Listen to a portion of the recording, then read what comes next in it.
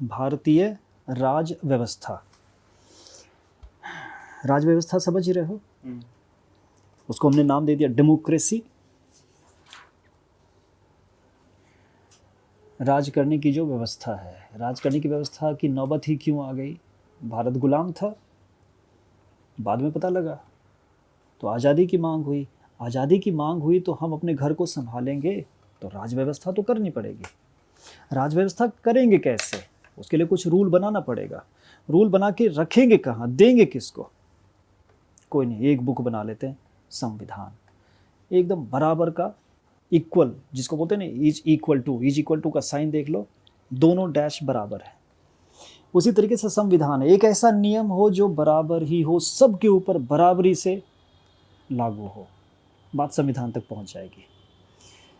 अब संविधान जो अपनाया गया कब? 26 नवंबर 1949 अपनाया गया, अब मीन्स कि उसको अंगीकृत कर लिया गया, स्वीकार कर लिया गया पूरी तरीके से, है ना। 26 नवंबर 1949।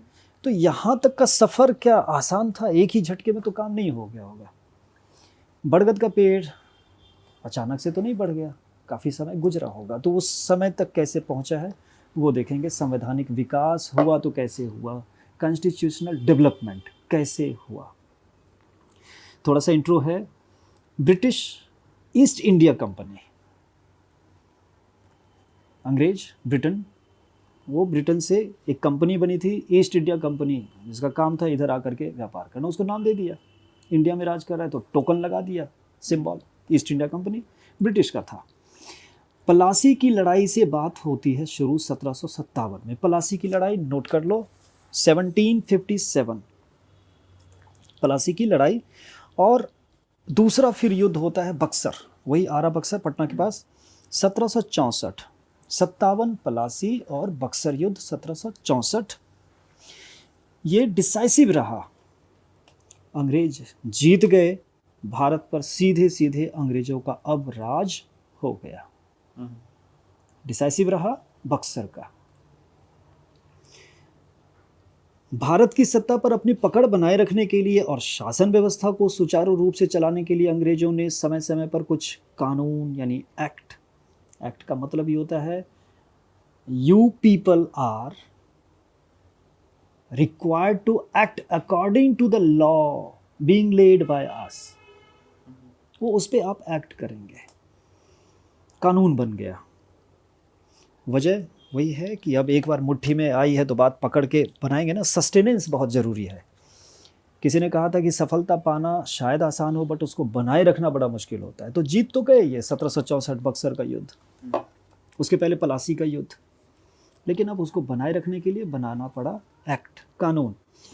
बाद में जब भारत आज़ाद हुआ तो अंग्रेजों द्वारा पारित यही एक्ट या कानून भारतीय संविधान के बुलंद इमारत की निचली पायदान की मजबूत सीढ़ियां साबित हुई। इसको कहते हैं भंगार में अंगार ढूंढ लेना। कहने को जब अंग्रेज चले गए, जब हम अंग्रेज से नफरत कर रहे हैं तो अंग्रेज के बीज को हम क्यों रखेंगे, अंग्रेज के नियम को क्यों रखेंगे? लेकिन उसको भी सीढ़ी बना ली हमने, अच्छा किया। जो अच्छा है सो अच्छा है। गलत आदमी भी कभी भला काम करके चला गया तो चला गया, बेशक उनका इरादा खराब था। 1 मिनट पॉज मारोगे जरा। हेलो। तो ये जो बता रहा है कि जो एक्ट थे, जैसे एक फ्रेज याद आ रहा है, act according to your age, है ना, उम्र के हिसाब से जरा व्यवहार करो। ये क्या बचकाना हरकत कर रहे हो? दूसरा, act according to the act, कानून के हिसाब से काम करो। तो उनको कुछ कानून बाद में लगा कि वो कानून अंग्रेज सही बना के चले गए, तो क्यों ना उसको रहने दें। क्यों रहने दिया? क्योंकि उनको बनाना था, पहुंचना था संविधान तक, किताब तक, नियम तक। पुराने ज़माने में मनु संहिता, उसका भी योगदान है इसमें। अब आते हैं कि किस किस को रखा गया और क्यों रखा गया। रखने के पीछे कुछ बात होगी, या अंग्रेज़ों के किस एक्ट को हटाया गया। जो खास नामी गिरामी है रेगुलेटिंग एक्ट 1773। बात वही 1764 के बाद अंग्रेज़ों को जो महसूस हुई, एक्ट बनाना शुरू किया। 1757 से जंप मारेंगे 1764 बक्सर का युद्ध, उसके बाद एक्ट बनाना शुरू करेंगे 1773 से। नोटेड। 1773 में रेगुलेटिंग एक्ट आ गया। नॉब को हम रेगुलेटर कहते हैं ना, ये जो गैस चूल्हा है, रेगुलेटर करता क्या है? रेगुलेट करता है। रेगुलेट मीन्स कि उसको कंट्रोल करेगा, कम ज़्यादा करे, नॉब को बाएं दाएं किया, रेगुलेटिंग एक्ट नाम से ही। इस एक्ट के द्वारा इंग्लैंड के तत्कालीन सरकार ने ब्रिटिश ईस्ट इंडिया कंपनी के राजनीतिक प्रभाव पर अंकुश लगाया और भारत में संसदीय प्रणाली की शुरुआत करते हुए भारत में अपने औपनिवेशिक शासन का औचित्य सिद्ध करने का प्रयास किया। और उस समय वहाँ के प्रधानमंत्री, इंग्लैंड के प्रधानमंत्री थे लॉर्ड नॉर्थ। इसका जो खास टर्म है वो अभी आएगा, बट इस पे थोड़ी सी बात कि रेगुलेटिंग एक्ट को चर्चा में क्यों लाया गया भारतीय राज्य व्यवस्था में। वजह यही है कि इसमें कुछ बात, पार्लियामेंट्री बात हुई है। जो लॉर्ड नॉर्थ थे ब्रिटेन के तत्कालीन, the then prime minister of England, उन्होंने क्या सोचा कि अब ब्रिटिश ईस्ट इंडिया कंपनी वहाँ पे जाके झगड़ा कर रहा है, वहाँ तो आपको भेजा था, है ना, गए थे हरिभजन को होटल नगे के पास, आप कर क्या रहे हैं वहाँ पे? बात गड़बड़ चल रही है, आप कानून बना रहे हैं तो कानून अब हम बना रहे हैं वहाँ पे चलाने के लिए। तो रेगुलेटिंग एक्ट आ गया कि जरा कंट्रोल में, दोनों की नकेल कसते हैं, आपको बिजनेस करना है, हम व्यवस्था करेंगे। तो संसदीय प्रणाली की बात उन्होंने की। और साथ के साथ ये करने के पीछे उनका मकसद क्या था? कहते हैं अगर किसी को मारना हो तो चाकू दिखाओगे डायरेक्ट और आंख दिखा के तो शायद सामने वाला तुमसे भारी पड़े। उसको पहले विश्वास ले लो, विश्वास के कारण वो निहत्था हो जाएगा, फिर चाकू मार दो।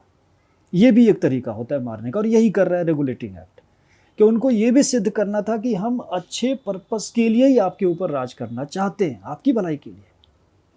Regulating act Lord north 1773। अब इसमें खास चीज़ें क्या थी? पहला कि अब ब्रिटिश ईस्ट इंडिया कंपनी राज नहीं करेगी, वो अपना कानून नहीं बनाएगी, उस पर इंग्लैंड का पार्लियामेंट्री कंट्रोल होगा। ठीक है। दूसरा कि बंगाल के गवर्नर को तीनों प्रेसिडेंसी, जो 3 प्रेसिडेंसी थे, बंगाल, बम्बई और मद्रास प्रेसिडेंसी, अंग्रेजी क्षेत्रों का गवर्नर नियुक्त किया गया। किसको? बंगाल को प्राथमिकता दी गई कि बंगाल का जो गवर्नर होगा वो तीनों प्रेसिडेंसी का गवर्नर हो जाएगा और 5 साल का ही टेन्योर उसका होगा, ताकि वो निरंकुश ना हो जाए। कहते हैं ना, मन बढ़ जाना, हवा खाने लगना जरा सा। 2 चीज़, नियंत्रण अब संसदीय कमेटी लेगी इंग्लैंड की संसद के पास, और दूसरा बंगाल का जो गवर्नर होगा वो तीनों प्रेसिडेंसी, बंगाल, मद्रास और बम्बई का, 5 साल के लिए। तीसरा कि कलकत्ता में 1774 की ही बात है, रेगुलेटिंग एक्ट के तहत ही 1774 यानी 1774 में एक सर्वोच्च न्यायालय, सुप्रीम कोर्ट स्थापित हो गया। 1774। वजह, अगर संसद है और नियम है, नियम का फिर एग्जीक्यूशन हो रहा है, तो नियम में कमी आएगी तो उसको देखेगा कौन? तो कोर्ट बनाना उनकी मजबूरी हो गई। कोर्ट उन्होंने बना दिया 1774 में कलकत्ता में, चूँकि कलकत्ता को सबसे ज़्यादा दिया भी अधिकार। कलकत्ता प्रेसिडेंसी में एक ऐसी सरकार की स्थापना की गई जिसमें गवर्नर जनरल और उसकी परिषद के 4 सदस्य थे। ये इंटरनल एडमिनिस्ट्रेटिव डिस्ट्रीब्यूशन है ये। और गवर्नर जनरल की परिषद के चारों पार्षदों का कार्यकाल भी 5 साल का था और वे संयुक्त रूप से सत्ता का संचालन व उपभोग करते थे। यानी जो प्रिविलेज था बंगाल का जो गवर्नर जनरल था, प्लस 4 मेंबर कमेटी उसके नीचे थी, पांचों को लगभग बराबर का दर्जा था, पांचों मिलके वो जो सत्ता है, पावर, उसको चलाते थे और उपभोग भी करते थे। Regulating act 1773। खास बात 1774 का कोर्ट तक बात पहुंची। क्यों? क्योंकि पार्लियामेंट कंट्रोल लिया तो कोर्ट हमको बनाना पड़ेगा। दूसरा आता है 1773 के बाद, एक है सेटलमेंट एक्ट। 1781, 1781। इसमें there is always a better way. अगर there is always a better way अगर हम कहते हैं और जानते हैं और मानते हैं, इसका मतलब है the previous one you adopted was not good, proved to be not good. तो खामी रह ही जाती है। तो 1773 का जो एक्ट आया उसमें कुछ कमी आ गई, जिसको कहते हैं रिव्यू करना, है ना, आकलन करते हैं कि कैसा परफॉर्मेंस रहा हमारा, हम प्रश्नों का उत्तर देते हैं फिर चेक करते हैं। तो कॉपी की जांच की गई, पाया गया कि बहुत कमियां हैं, बहुत गलतियां हुई हैं। तो 1773 के रेगुलेटिंग एक्ट में, जिसके तहत सुप्रीम कोर्ट 1774 कलकत्ता में जो बनाया गया, उसमें कुछ कमी थी, उसी को दूर करने के लिए 1781 में सेटलमेंट एक्ट नाम दिया गया। और ये एक्ट आता है कि जितने, जैसे एक होता है final settlement of bills, final settlement का मतलब है कि जो ऊपर नीचे हो गया है, जो एनोमलीज आ गई हैं, उसको हम दूर कर देंगे, तो ये सेटलमेंट होता है। कोर्ट भी कहती है कि भाई बाहर, कोर्ट के बाहर आप सेटलमेंट क्यों नहीं करते, मसला हल कर लीजिए, तो जो कमियां थी उसको बाहर आप हल कर लीजिए। ये हो गया सेटलमेंट एक्ट 1781। इसमें खास क्या है, कलकत्ता की सरकार को बंगाल, बिहार और उड़ीसा के लिए भी कानून बनाने का अधिकार दे दिया गया। कलकत्ता में तो आपने प्रेसिडेंसी और वो सुप्रीम कोर्ट बना दिया, हेड बना दिया उसको, कलकत्ता को। कलकत्ता से सटा हुआ बिहार और उड़ीसा है, वहाँ कुछ लफड़ा झगड़ा हो रहा होगा, कंट्रोल गड़बड़ हो रहा होगा, इसीलिए सेटलमेंट एक्ट, बंदोबस्त जिसको बोलते हैं, स्थायी बंदोबस्त व्यवस्था, जमीन को लेकर, किसानी को लेकर के बात चल रही होगी, हो सकता है ईस्ट इंडिया कंपनी भी उसमें कुछ तिकड़म कर रहा होगा। तो सेटलमेंट एक्ट 1781। फिर आता है 1781 में ही, 1781 में ही बंगाल न्यायालय अधिनियम आता है, बंगाल कोर्ट लॉ। और कोर्ट लॉ नहीं कहेंगे, अधिनियम है ना, इसको क्या एक्ट कहते हैं, अधिनियम, अरे दादा, अधिनियम, एक बार चेक करो तो, अधिनियम इन इंग्लिश। बंगाल में क्या था, बंगाल न्यायालय अधिनियम, Bengal court law, no article, no law या एक्ट, एक्ट ही दे रहा होगा ना, एक्ट ही बता रहा है, ओके। यानी कि बंगाल कोर्ट एक्ट, न्यायालय एक्ट 1781 में सुप्रीम कोर्ट के न्यायाधिकार क्षेत्र व शक्तियों को स्पष्ट किया गया। कई बार कहते हैं कि अब तुम थाने में जाओगे तो तुमसे पहले तुम्हारा घर का पता पूछा जाता है, वजह कि तुम मेरे क्षेत्र में आते हो कि नहीं, इस थाने क्षेत्र में तुम्हारा घर है कि नहीं। तो उसमें जो है बताया गया कि आपका न्यायाधिकार, जो 5 रिट की बात करते हैं उसमें है ना, अधिकार पृच्छा, कि आप किस अधिकार से वहाँ जा कर के आप मुकदमेबाजी कर रहे हैं, आप कैसे फैसला दे रहे हैं, वो आपके अधिकार से बाहर है। तो सुप्रीम कोर्ट जो था कलकत्ता का, उसके अधिकार को, यानी शक्ति कितनी है और क्षेत्र आपका कहाँ तक है सीमित, उसको किया गया क्लियर। उसके बाद गवर्नर जनरल इन काउंसिल और कंपनी की अदालतों के कानून बनाने के क्षेत्रों और उनकी शक्तियों के संबंध में, और जब सुप्रीम कोर्ट के हम न्यायाधिकार की जब हम बात कर रहे हैं तो उसके नीचे जो है उसका तो हम करेंगे ही करेंगे। तो उसमें भी क्लैरिटी लाई गई, किसके तहत, बंगाल न्यायालय अधिनियम 1781। एक फिर फेमस है पिट्स इंडिया एक्ट 1784। प्रधानमंत्री अब बदल गया, 73 में उस समय कौन था, लॉर्ड नॉर्थ, और अब है इंग्लैंड के प्रधानमंत्री थे पिट द यंगर। उसी ने एक्ट लिया, एक्ट बनाया 1784 में, 1784 में पिट द यंगर, उनके समय ये आया। और दोहरा प्रशासन जिसको कहते हैं, डबल एडमिनिस्ट्रेशन शुरू हो गया। डबल एडमिनिस्ट्रेशन का मतलब, जैसे कहते हैं कि double jeopardy, double look, to be doubled with laughter, हम दोहरे हो जाते, दोहरा प्रशासन। यार तुम भी राज करोगे, तुम भी राज करोगे, तुम भी आदेश दे रहे हो, वो भी आदेश दे रहा है, हम केंद्र का माने कि राज्य का माने, दोनों थोप दो, दोहरा राज शुरू हो गया। राजनीतिक मामलों के लिए बोर्ड ऑफ कंट्रोलर की स्थापना की गई। अब सोचो, राजनीति बोर्ड को कंट्रोल करेगी कि बोर्ड राजनीति को कंट्रोल करेगा, अब पता ही नहीं चल रहा कि बड़ा घेरा कौन है, छोटा घेरा कौन है। दूसरा, व्यापारिक मामलों की देखरेख करने के लिए कोर्ट ऑफ डायरेक्टर्स का गठन किया गया। इस प्रकार भारत में अंग्रेजी हुकूमत का द्विस्तरीय शासन प्रारंभ हो गया। ऐसा अंग्रेजी हितों की कुशलतापूर्वक पूर्ति के लिए की गई, न कि भारत का भला करने के लिए। यानी पिट द यंगर 1784 इंग्लैंड का जो प्रधानमंत्री था उसने डबल एडमिनिस्ट्रेशन सिस्टम बना दिया अपने आप को सेव करने के लिए। व्यापार की बात है तो कोर्ट ऑफ डायरेक्टर्स बना दो। अब कोर्ट ऑफ डायरेक्टर से तो मामला कोर्ट तक पहुंचने ही नहीं देंगे हम, सुप्रीम कोर्ट तक।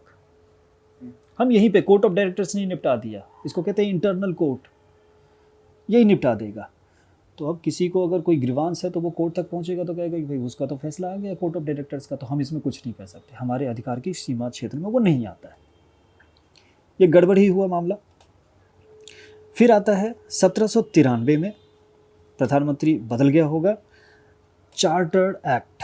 यही चार्टर एक्ट 1793 में है, फिर उसमें संशोधन हुआ 1813 में है, फिर आगे आया कितने साल के बाद बन गया ये, 20 साल के बाद, फिर 20 साल के बाद, और फिर 20 साल के बाद, यानी 1793, 1813, 1833, 1853 और 53 के बाद फिर से फ़ौरन बना दिया गया है। लास्ट चार्टर्ड एक्ट है 1858, 5 साल के गैप पे, अदरवाइज 20-20 साल के गैप पे चल रहा है। अब चार्टर्ड एक्ट खास है। 1793 में जो बना है चार्टर एक्ट, इसमें क्या है कि बोर्ड ऑफ कंट्रोलर जो था और उसके जो पार्षद थे, काउंसिलर, और कर्मचारियों को भारतीय राजकोष से वेतन आदि नकद सुविधाएं नियमित तौर पर देने की व्यवस्था की गई। चार्टर है क्या? चार्टर शब्द को थोड़ा सा समझ लो। चार्टर एक तरह से एक फेहरिस्त है, एक लिस्ट है, कानून की बात है कि कुछ एक नियमावली हम बना लेते हैं, चार्टर कहते हैं। प्राइवेट भी उसका संबंध होता है। तो कुछ एक नियम क्या बना कि बोर्ड ऑफ कंट्रोलर जो था उसको और मजबूत कर दिया, उसके कर्मचारियों को अब भारत का जो राजकोष है, जिसको कहते हैं वो खजाना, भारत के खजाने से अब वेतन दे रहे हैं और कुछ मॉनेटरी बेनिफिट भी हम दे रहे हैं, यानी कि भारत के राजकोष पे अब लग रहा है कि कुंडली मार दी अच्छे से। चार्टर्ड एक्ट 1793 में वेतन की शुरुआत सबको। अब 1813 में जो चार्टर्ड एक्ट आया उसमें क्या किया गया, ब्रिटिश ईस्ट इंडिया कंपनी को जो भारत में प्रिविलेज प्रीरोगेटिव जो मिला था उसको अगले 20 साल तक के लिए बढ़ा दिया। जैसे आज बात कर रहे हैं कि ओबीसी को जो आरक्षण मिल रहा है उसको है ना 10-10 साल के लिए बढ़ा दिया जाता है, जैसे वैसे ही उस चीज़ को बोला कि एज इट इज़ कंटिन्यू अगले 20 साल तक के लिए। हो गई छुट्टी, इसीलिए 1833 में फिर जाते हैं। तो 13 में पहला काम तो ये किया। दूसरा कि कंपनी को भारत में प्राप्त व्यापार करने का एक अधिकार हटा दिया गया कि मोनोपोली अब आपकी नहीं रहेगी, फ्री मार्केट करो, कोई भी आएगा, यानी औपनिवेशिक दौर लग रहा है कि अब शुरू हो जाएगा, सिर्फ आप ही नहीं रहेंगे। क्लियर, मोनोपोली खत्म। चीन और कुछ पूर्वी देशों के साथ चाय का व्यापार करने के लिए कंपनी को प्राप्त 20 वर्षों का एक अधिकार बरकरार रहा, अपने आप को सेव करके। हम फ्री मार्केट तो कर रहे हैं लेकिन कह रहे हैं कि भाई इतना हिस्सा तो मेरा है, तो फिर दिया क्या। एक पिक्चर है आर राजकुमार, उसमें एक जोकर है, उसको जो है पहले तो 2-3 आदमियों ने धो दिया अच्छे से, कुछ बेवकूफ़ सा था। अब जब पीट पाट के चले गए तो कह रहा और कोई है, आओ आओ तुम भी आओ। ये वही हाल है। भारत को पहले अंग्रेज़ों ने लूट लिया, अब कह रहे हैं कि अब मोनोपोली आपकी ख़त्म हो जाती है, अब कोई भी व्यापारी आकर के यहाँ व्यापार कर सकता है। बट हमारा ये क्षेत्र 20 साल तक यहाँ पर मोनोपोली रहेगा, कुछ एक क्षेत्र बांट लिया होगा। चाय के साथ जो व्यापार की बात है उसमें हम ही रहेंगे सबसे आगे। चाय की ज़रूरत उनको, चाय में फ़ायदा उनको, तो 20 साल के लिए मोनोपोली चाय पे बरकरार 1813 चार्टर्ड एक्ट में।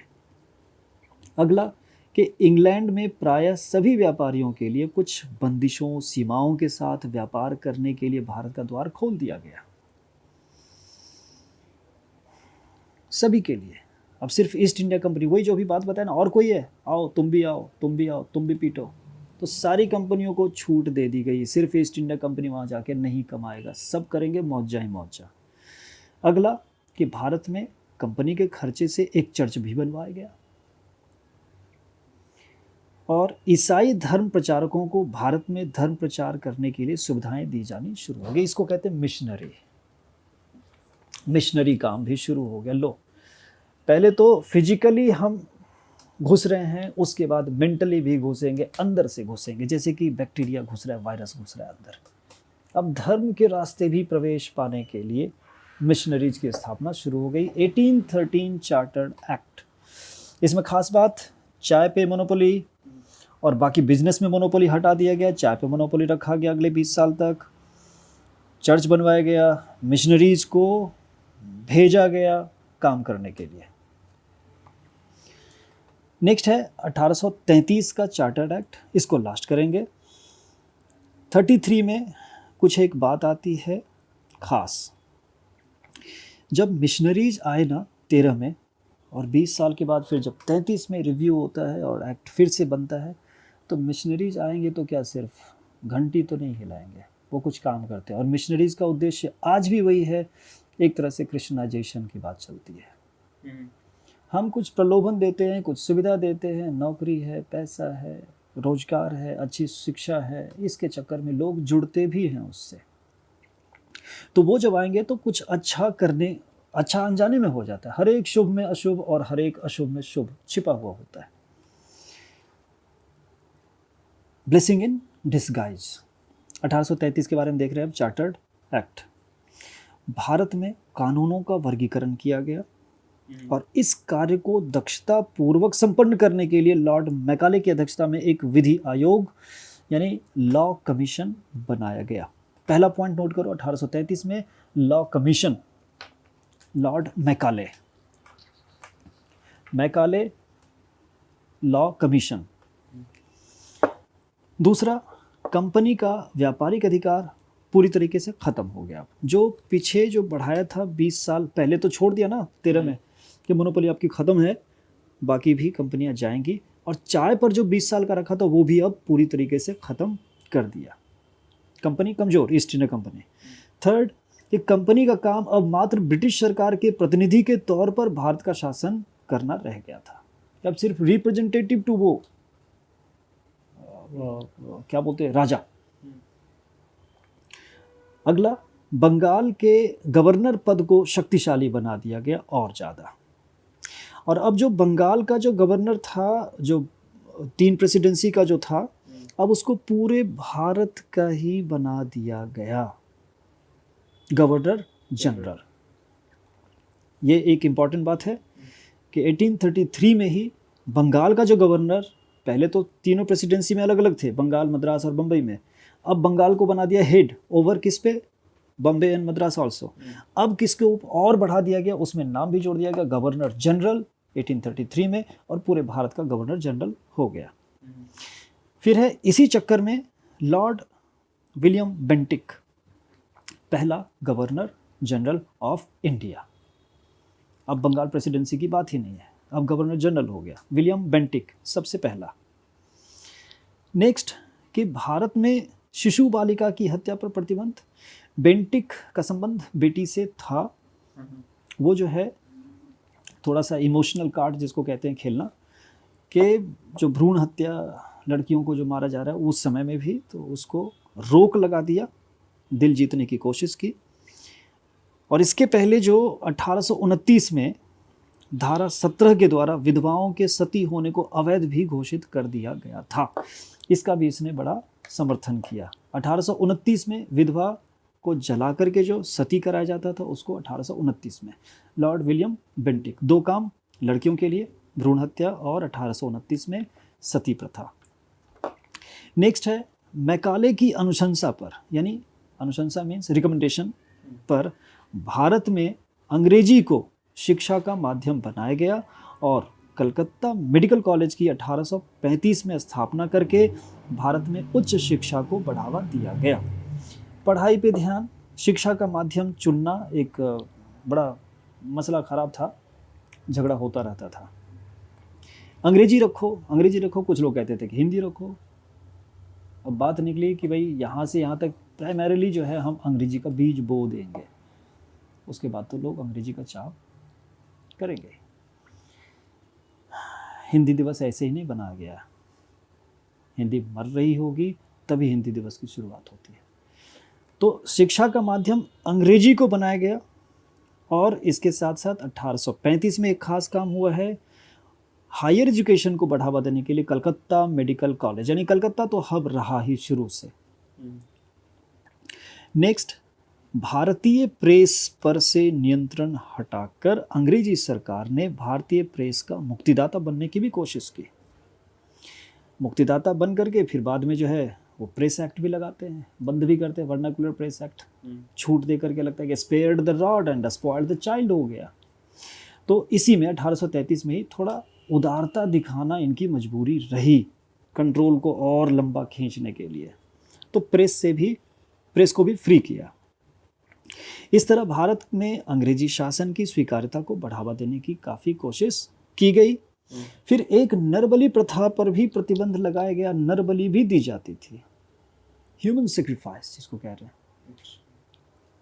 काटा जाता था, ठीक है। उस पे भी इसी दौर में उसके ऊपर भी प्रतिबंध लगाया गया, इस दौर में वो भी चलता था। और लास्ट है इसमें कि दास प्रथा को अवैध घोषित किया गया, जिस पर 1843 में प्रतिबंध लगा और इसको पूरा अबॉलिश ही किया गया। 1843 दास प्रथा का अंत। इसमें